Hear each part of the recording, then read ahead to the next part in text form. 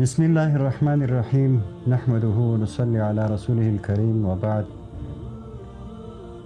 مسلمانانو د ژبې ساتل دا د نجات لاره ده او دا د جنت لاره ده. څوک چې په ژبه باندې کنټرول ولري او ژبه وساتي او بده خبرې له خولې ونوځي، همدا به د نجات او د جنت لاره. حضرت رسول الله صلی الله علیه وسلم خپل مبارک کلام کې وایي: قال رسول الله صلی الله علیه وسلم من كان يؤمن بالله واليوم الآخر فليقل خير او ليصمت او كما قال النبي صلی الله علیه وسلم. حضرت رسول الله صلی الله علیه وسلم د نجات لاره هم دغه ښودلې ده چې څوک په الله او په ورځ د آخرت باندې ایمان لري او د حساب او د کتاب ویره ورسره وي چې له ما سره به حساب او کتاب کېږي، مخکې تر دې چې دی خبره کوي نو دی د خپل کلام وزن کړي چې د ما د کلام فایده ډېره ده که یې تاوان ډېر ده. د آخرت دپاره د ما دپاره په آخرت کې د ما دپاره د نجات سبب ګرځي او که د هلاکت سبب ګرځي نو بیا دې ووایي که د نجات سبب ګرځي.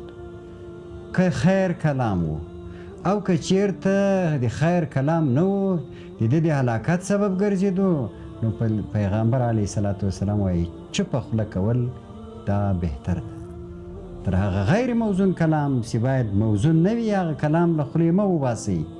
د نجات او د برلاسي لاره همدغه ده، د بري لاره همدغه ده چې تاسې به په ورځ د قیامت باندې هغه څوک بری مومي چې هغه ساکت وي له بدو ویلو څخه.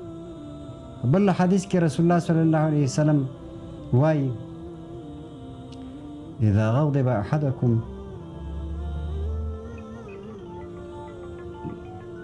غضب احدكم فليسكت.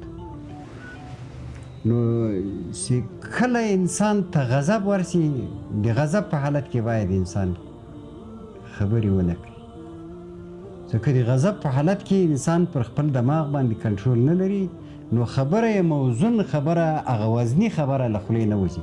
لهذا مسلمانانو د نجات لاره همدغه د ژبې کنټرول ده. دا د پیغمبر علیه صلات وسلام نسخه ده، همدغه امت ته یې ورکړې ده، همدغه یې د نجات د لاره ورته ښودلې ده. ځکه د ژبې چې څوک غلطه استعمال کوي او دغه خپله خوله غلطه استعمالوي، غلطې خبرې، سختې خبرې، بېهوده خبرې ځینې وځي، هغه به هلاکېږي او په جهنم کې به پړ مخې غورځي. لهذا مسلمانانو ښه لاره دا ده چې پر ژبه باندې باید کنټرول ولري، پر خوله باید کنټرول. مخکې تر دې چې کله انسان خبرې کوي باید انسان خپله خبر وتول کړي او وزن یې کړي چې د دې وزن په کوم حال هغه که د نجات سبب ګرځېدو ښه خبره وه وبه یې کوي، که بده خبره وی پرې به یې دي او په مابین کې هغسې نه د ده دپاره ګټه کړي نه تاوان کړي، هغه هم باید پرېښودل شي. ځکه هغه هم هغه خبرې دي چې هغه دا لارې خلاصوي چې سبا به بیا هره خبره د انسان له خولې وځي.